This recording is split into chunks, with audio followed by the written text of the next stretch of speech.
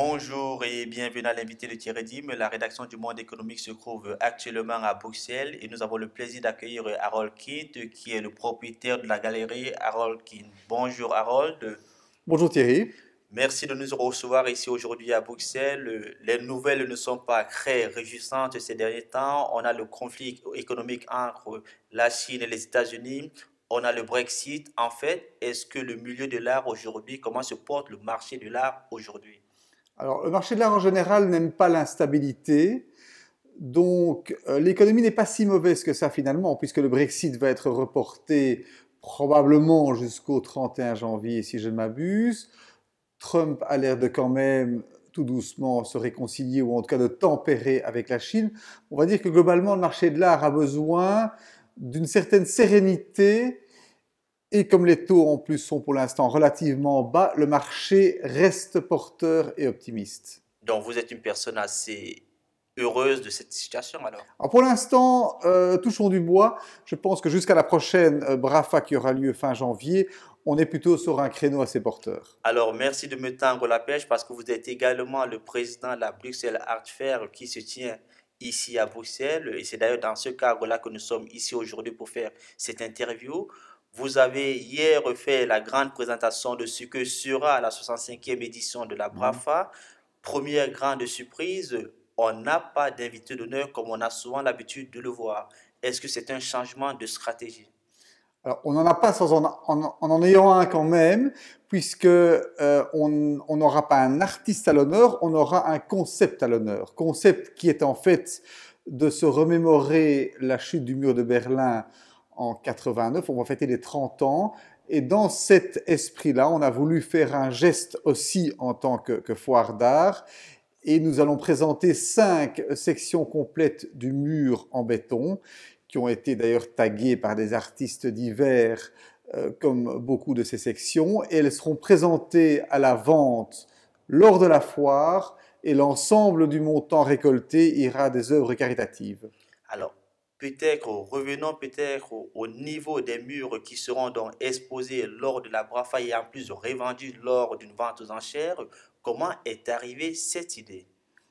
Alors, elle est arrivée assez simplement lors d'un voyage qu'on a effectué, enfin, que j'ai effectué en famille au Canada, où je me suis retrouvé dans un petit port de pêche au bout de la Nouvelle-Écosse, et on est tombé sur un morceau de ce mur qui était comme une stèle de recueillement au centre d'un endroit totalement perdu devant la mer.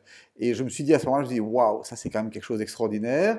En rentrant ici en Belgique, j'ai fait des recherches assez longues pour retrouver s'il y avait encore d'autres pièces disponibles. Je voulais en acquérir une pour la maison, pour mon jardin en fait.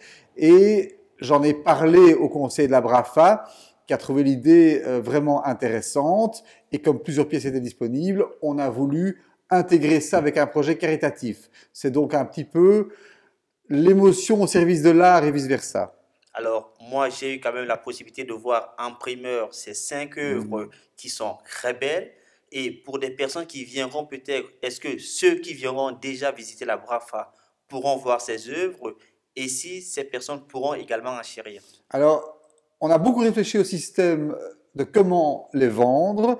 Elles seront toutes les 5 visibles sur la foire, à la BRAFA même, à Bruxelles, donc la dernière semaine de janvier. Et durant toute la foire, les clients intéressés pourront remettre des offres de prix, enfin des offres d'achat.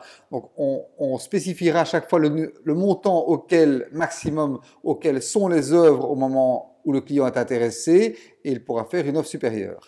Et on clôture le dernier samedi de la foire. Alors, nous sommes un magazine économique, donc on a toujours besoin de parler de chiffres et d'argent. Combien valent ces œuvres ou alors combien vous attendez par rapport à cette vente aux enchères? Ah bah, le prix est celui d'un mouton à 5 pattes. Donc, il n'y a pas de véritable valeur de marché. Les prix sont extrêmement élastiques. C'est surtout le prix de la générosité, puisque l'ensemble ira à des œuvres caritatives. Merci encore Harold, mais peut-être pour finir cette interview, une dernière question. Vous serez présent à la Brafa, en fait, votre galerie sera présente à la Brafa. Est-ce qu'on peut avoir quelques pistes de ce qui sera présenté par votre galerie?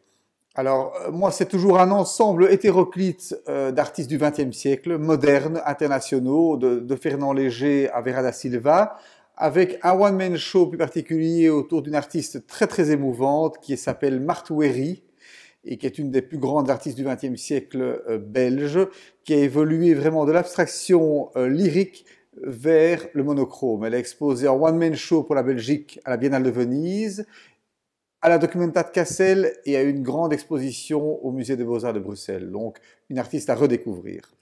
Merci encore, Harold. Avec plaisir.